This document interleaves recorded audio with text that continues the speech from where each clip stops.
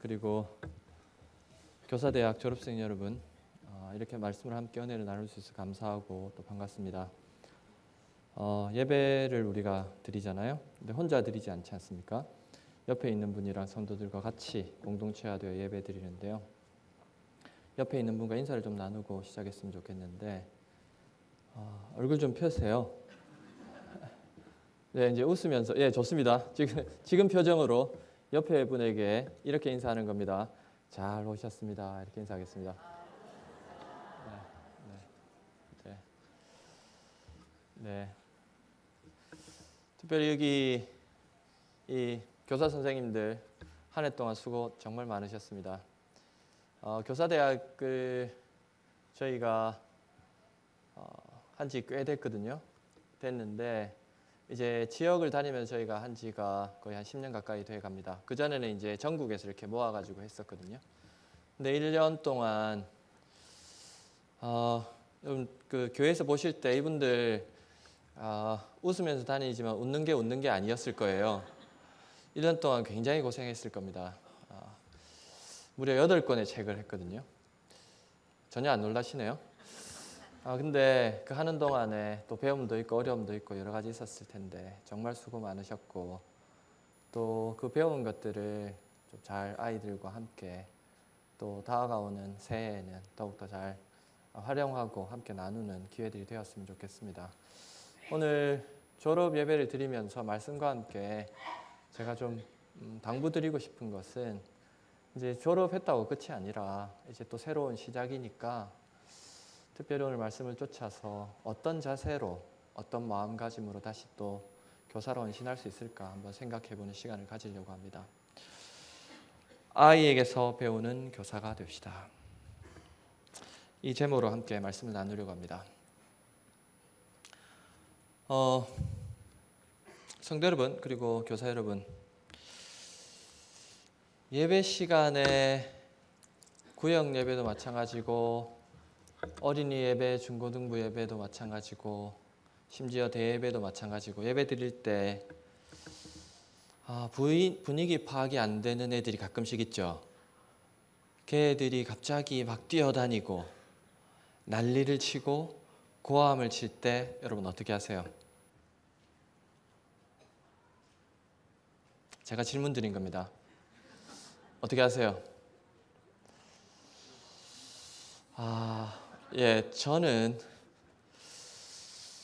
그 엄마 한번 얼굴 보고 걔 얼굴 한번 보고 엄마 한번 보고 걔 한번 보고 그 선생님 얼굴 한번 째려보고 애 한번 보고 그러거든요. 도대체 애를 어떻게 교육을 시켰길래 저러냐, 그럴 경우가 많거든요. 여러분 혹시 그렇게 하지 않으세요? 애가 소란스럽게 하고 떠들고 장난치고 할 때 굉장히 당황스럽죠. 특히 이제 저같이 목회자인 경우에는 막 이제 말씀을 전하려고 하는데 애가 막 떠들고 이러면 굉장히 당혹스러울 때가 많거든요. 그런데 그럴 때 여러분 어떤 마음이 드세요? 먼저 불쾌한 마음이 좀 들지 않습니까? 근데 그런 거 한두 번 경험해 보셨죠? 하늘샘 교회는 그런 일이 없나요? 한 번씩 경험해 보셨을 텐데 그때 여러분이 드는 생각, 마음 그거를 한번 생각해 보세요. 근데 오늘 본문에 그와 비슷한 상황이 생긴 거예요. 예수님께 부모들이 애들을 데리고 왔어요. 근데 애들이 어떤 반응을 보였을까요? 데리고 왔는데 애들이 나이 순으로 여러 연령대가 있을 테니까 이것도 해달라 저것도 해달라 갑자기 튀어나가고 시끄럽게 하고 갑자기 예수님께 애들을 데려왔는데 소란스러운 거예요. 그때 제자들이 어떻게 반응합니까? 그게 오늘 우리가 읽었던 내용이에요. 어떻게 반응합니까? 어디 감히 애들이 여기로 와 하면서 애들을 쫓아내요. 근데 이때 제자들이 가지고 있던 생각, 마음가짐 그게 뭐였냐면 그 당시에 보통 사람들이 가지고 있던 생각을 그대로 보여줘요. 이런 표현 써서 좀 죄송한데 지금부터 2000년 전 이 본문이 기록될 때 그 당시의 문화는 가부장적인 문화가 있는 때였어요. 사람을 셀 때 어떻게 셌는지 아세요? 누구만 셌을까요? 성인 남자만 셌습니다. 애들은 가라. 애들은 수에 넣지 않았던 거예요. 여성과 애들은 넣지 않고 예수님이 전하고 그리고 말씀을 듣고 하는 자리에는 이 굉장히 거룩하고 좋은 장소에서는 성인들만 가능한, 성인 남성들만 그런 사고를 가지고 있었던 거예요. 그러니까 어디 애들이 와가지고 이렇게 소란스럽게 해 하면서 쫓아냈던 거죠. 말귀도 못 알아듣고 그리고 방해만 된다. 그 생각을 한 거예요. 성도 여러분, 그리고 특별히 교사 여러분, 우리도 모르게 우리도 이런 마음을 가질 수 있어요. 애들이 떠들고 장난치고 그리고 좀 더 돌출 행동을 보일 때 아이가 어리니까 말귀를 못 알아들으니까 철이 없으니까 막 행동하는 것에 대해서 기분이 먼저 상하고 화가 나고 쫓아내고 싶고 그렇게 할 수 있는 거죠. 그런 마음이 그런 생각이 들 수 있어요. 심지어 아이들을 가르치는 교사들에게조차 그런 생각이 있을 수 있어요. 부모들도 그런 생각이 있을 수 있습니다. 교회 어른들 그런 생각이 있을 수 있어요. 그런데 바로 그때 우리 예수님이 어떻게 반응하세요? 어떻게 반응하셨을까요? 그래, 잘했어. 내가 너무 시끄럽구나. 좀 조용히 좀 시켜줘. 내가 말씀을 전할 수가 없구나. 제자들에게 그렇게 반응했습니까? 아니죠. 자, 우리 16절 한번 읽어볼까요? 16절 한번 읽어보겠습니다. 자, 시작. 예수께서 그 어린아이를 불러 가까이 하시고 이르시되 어린아이들이 내게 오는 것을 용납하고 금하지 말라. 하나님의 나라가 이런 자의 것이니라. 제자들의 생각, 주변에 있는 어른들의 생각을 완전히 깨워버리세요. 아이라고 무시하면 곤란하다. 그 이야기를 하시는 겁니다. 성도 여러분, 자, 눈을 뜨시고요. 보통 설교하고 시작하고 10분까지는 제 책임이 아니에요. 여러분 책임입니다. 10분 후부터는 제 책임이에요.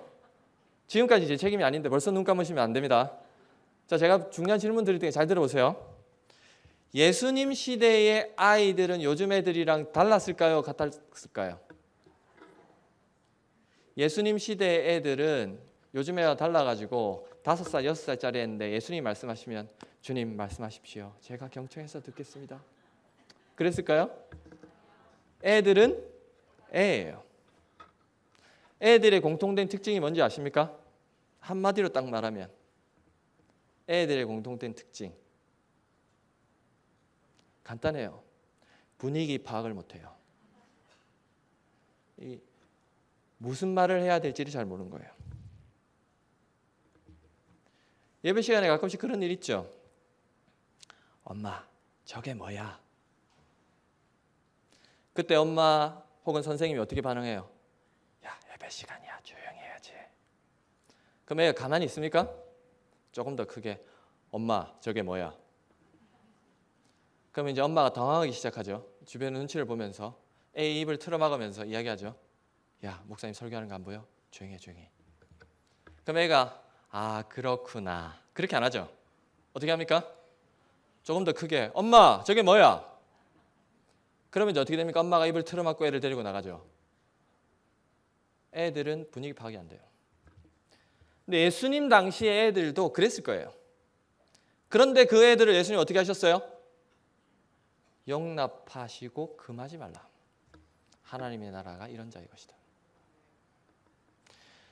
애들은 원래 그렇게 되어 먹은 거예요. 호기심이 많고 돌출 행동을 하고 그리고 궁금하면 말해야 되고 그런데도 불구하고 예수님은 그런 애들을 용납하셨어요. 근데 우리는 우리 생각으로 애들 자꾸 재단하려고 하는 거예요. 부모님들, 선생님들 잘 들으세요. 애들은 원래 그렇게 되어 있는 겁니다. 갑자기 애가 안 그러던 애가 갑자기 선생님 말씀을 너무 잘 듣고 네 맞아요 그래요, 걔가 좀 이상한 거예요. 걔 좀 심각하게 상담해 볼 필요가 있습니다. 원래 애들은 그런 겁니다. 조금은 귀찮게 느껴지고 말썽도 피우고, 그런데 그런 아이들을 주님이 용납하셨어요. 그렇기 때문에 우리 또한 그 아이들을 마음으로 용납해야 돼요. 용납하는 척하는 거 말고 진짜 마음으로. 예수님도 그랬으니까 나도 좀 내 마음에 안 들지만 그래도 내 좀 예수님이 하셨는데 나도 좀 해야지. 그게 부모가 되어가고 교사가 되어가는 과정이에요. 여러분, 아까보다는 덜 눈을 감으시네요. 자, 이쯤 제가 또 두 번째 질문을 드려야죠. 그 질문 잘 들어보세요. 여러분 1년에 설교를 몇 번 정도 들으세요? 제가 질문 드린 겁니다. 몇 번 정도 들으세요? 주일 오후에 계신 분들 정도면 1년에 52주잖아요. 그죠? 거의 좋게 100번 정도는 들으시죠? 네, 여러분 100번 듣고 100번 변하시던가요?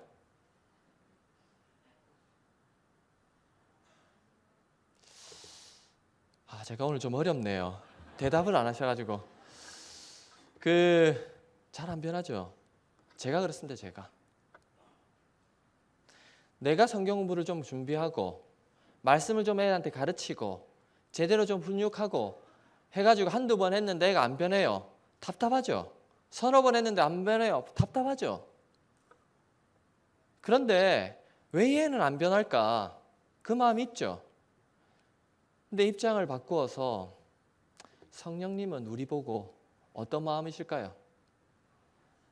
야, 그러는 너는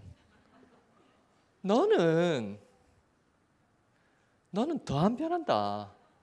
그러시지 않겠어요?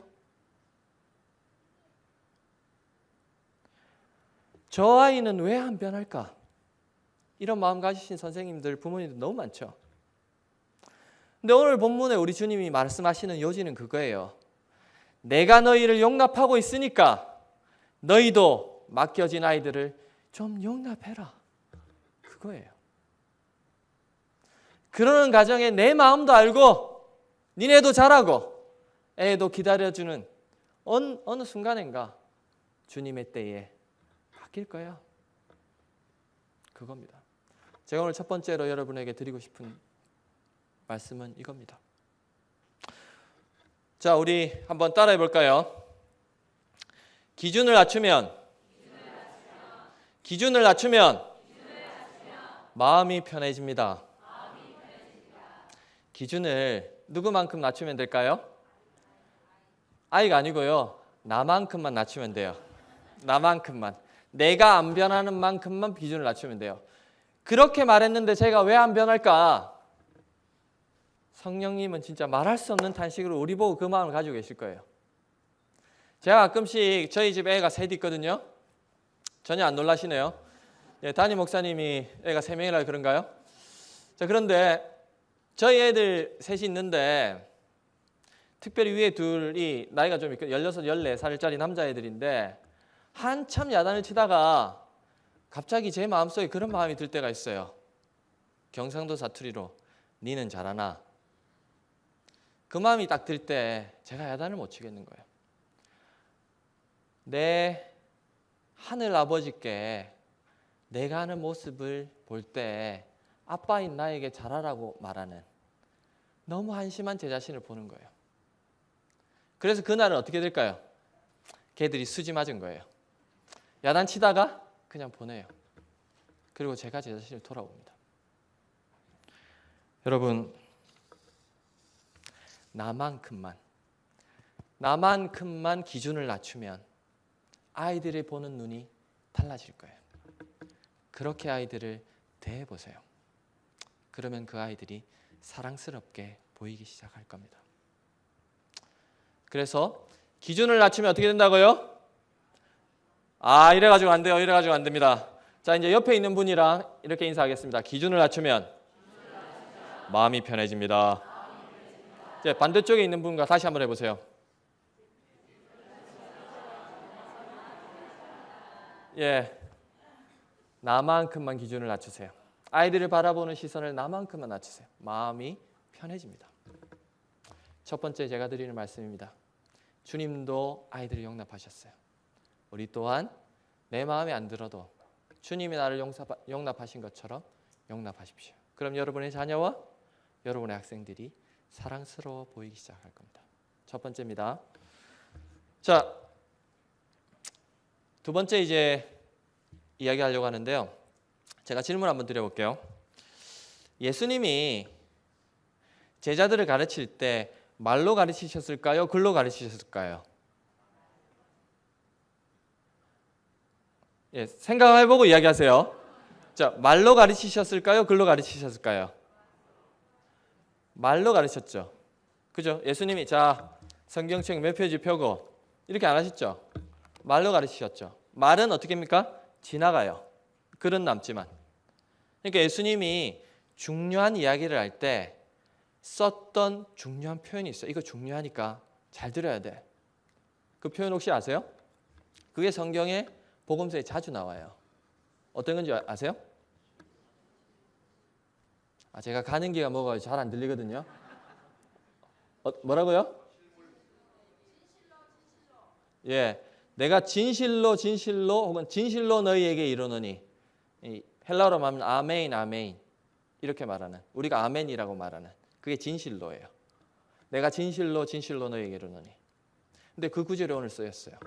무슨 얘기냐면 굉장히 중요하니까 잘 들어야 돼. 그 말 하신 거예요. 우리 한번 읽어볼까요? 자, 17절입니다. 한번 읽어볼게요. 자, 시작. 내가 진실로 너희에게 이르노니 누구든지 하나님의 나라를 어린아이와 같이 받아들이지 않는 자는 결단코 거기 들어가지 못하리라 하시니라. 굉장히 중요하니까 잘 들어야 돼. 그 이야기를 하셨어요. 그 다음에 뭐라고 합니까? 누구든지. 그 말부터 시작해요. 이때 누구든지 이 말이 무슨 뜻인지 혹시 아십니까? 한마디로 말하면 예외가 없다는 말이에요. 어떤 사람이든지 예외 없이 이렇게 돼야만 하나님 나라에 들어가. 그 이야기 하신 거예요. 바리새인이라고 해서, 종교 지도자라고 해서, 신앙생활 오래 했다고 해서, 교사라고 해서, 부모라고 해서 예외가 없다는 거예요. 누구든지 예외 없이, 다른 말로 하면 이 자리에 앉아있는 여러분에게 다 해당되는 겁니다. 내가 처음에 교회 나왔든 아니면 신앙생활 오래 했든 상관없이 누구든지 우리 모두에게 해당되는 말입니다. 특별히 교사들 잘 들어보세요. 누구든지 예외 없이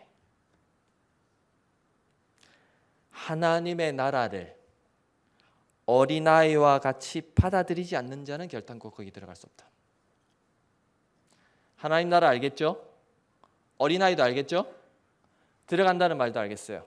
문제는 어떤 말입니까? 받아들인다. 이 말이 중요하죠. 이것이 무엇이냐에 따라 오늘 이 전체 문장에서 가장 중요한 이해가 되는 거예요. 그럼 이 받아들인다는 말이 무슨 말일까요? 받아들인다. 지금 예수님이 제자들에게, 그리고 오늘 우리에게 하시는 말씀의 요지는 아이들이 천방지축 뛰어다니는, 분위기 파악 못하면서 하는 그런 행동을 따라 배워라, 이 이야기를 하는 게 아니에요. 그 행동 말고 애들이 하나님 나라에 대해서 취하는 태도, 그걸 배우라는 거예요. 근데 그게 받아들인다, 이 말에 포함되어 있는 겁니다. 지금 성경은 받아들이지 않는, 이렇게 표현하고 있죠. 받아들인다 표현하고 있죠. 그런데 예전 번역에는 뭐라고 되어 있냐면 받들다 이렇게 되어 있어요. 저는 이 번역이 훨씬 더 좋다고 생각합니다. 헬라어 성경에 보면 덱세타이라고 하는데요. 받들다, 받아들여 지지하고 소중히 여긴다, 그 말이에요. 애들이 어떤 사실을 받아들일 때 어떻게 생각해요? 철떡같이 믿어요. 그 자세를 우리가 가질 때, 하나님 나라에 대해서, 성경 말씀에 대해서 가질 때 우리 또한 하나님 나라 갈 수 있다 그 말이에요. 아직 감이 잘 안 오시죠? 우리 한번 따라해 볼까요? 어린아이는 자신이 보는 대로 믿고, 죄송합니다. 제가 중요한 하나를 뺐네요. 보는 대로 느끼고, 느끼는 대로 믿고, 믿는 대로 말하고 행동합니다. 누구 눈치도 보지 않고. 자, 다시 한번. 어린아이는 보는 대로 느끼고, 느끼는 대로 믿고, 믿는 대로 말하고 행동해요. 누구 눈치도 보지 않고. 자, 옆에 있는 짝지에게 한번 설명해 보세요.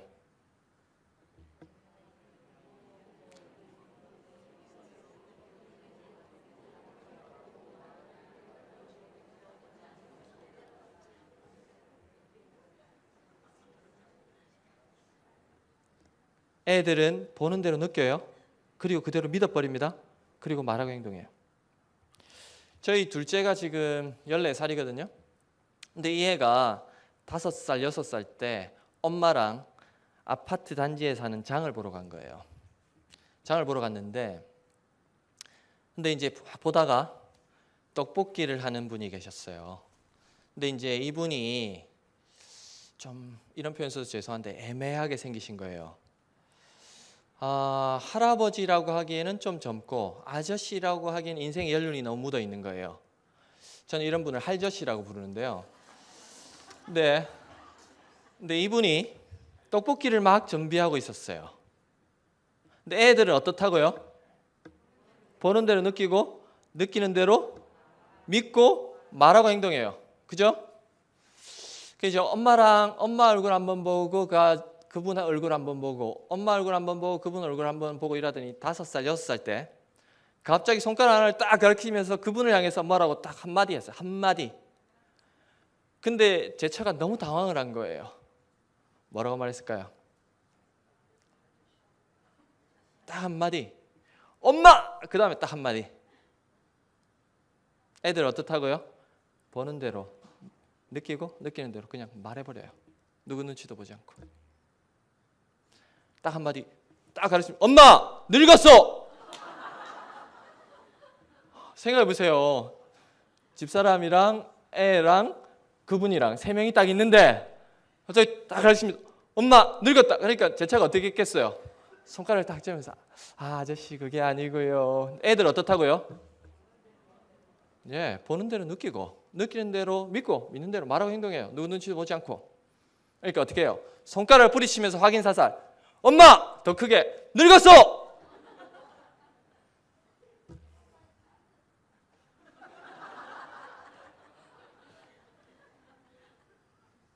아이는 주변 사람이 어떻게 생각하는지 전혀 관심 없어요.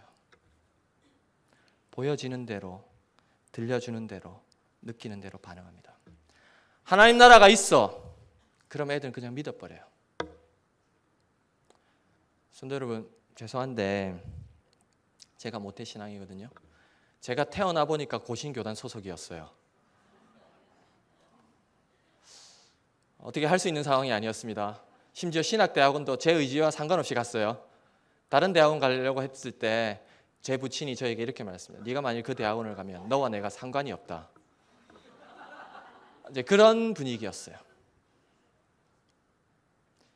제가 중학교 때 예수님 인격적으로 만나고 평생 그분을 위해 달려간다고 생각했습니다.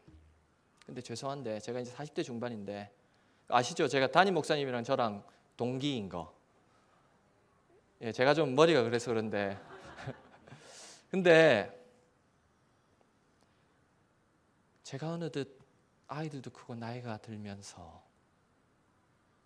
이 어린아이의 마음을 잃어가는 거예요. 하나님의 나라가 있어 라고 말하면 그냥 예전에는 그냥 있다고 그냥 믿고 갔는데 어느 순간인가 사람들 눈치를 보기 시작하는 거예요. 우리 주님이 지금 말씀하시는 게 뭡니까? 아이들은 그렇지 않다는 거예요. 어른이 되고 신앙이 연륜이 많아지면 신앙이 더 좋아질 것 같은데 우리가 그렇지 않으니까 우리 속에 아이들을 두셔가지고 애 보고 배우라는 거예요. 애들은 말씀을 들으면 바로 반응하는데 예수 안 믿으면 지옥 가라고 말하면 지 엄마가 걱정이 돼가지고 엄마에게 어떻게든 전도하려고 애쓰는 아이는 있는데 나는 그 사실을 알지만 내 부모에게는 말하는 게 부담스러운 거예요.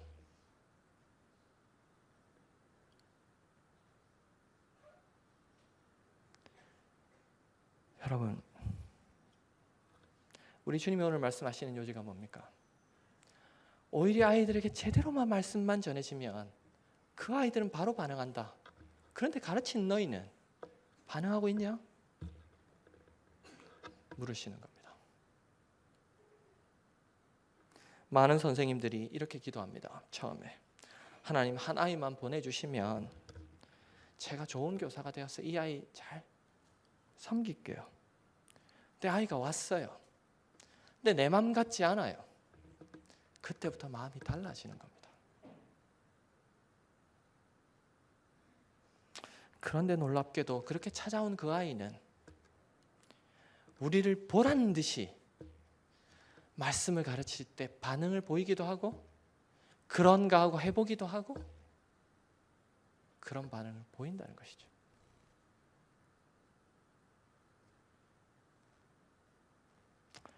저희 첫째 아이가 지금 16살입니다. 근데 이 아이가 13살 때 이 시즌이에요. 성탄절 시즌이었습니다. 하루는 어깨를 툭 치면서 아빠 왜? 그랬더니 무서운 노래 하나 가르쳐 줄까? 그러는 거예요. 그래서 무서운 노래? 그랬더니 굉장히 무서워. 그래서 말해봐. 그랬더니 얘가 노래를 불러줬어요. 제 목소리 아시겠죠? 제가 노래 못 부르거든요. 제가 지금 부를 수는 없고요. 한번 읽어드릴게요. 잘 들어보세요. 제가 알고 여러분이 알고 우리 모두가 아는 노래예요. 무서운 노래입니다. 굉장히 무서운 노래예요. 잘 들어보세요. 울면 안 돼. 울면 안 돼. 산타 할아버지는 우는 애들은 선물을 안 주신대.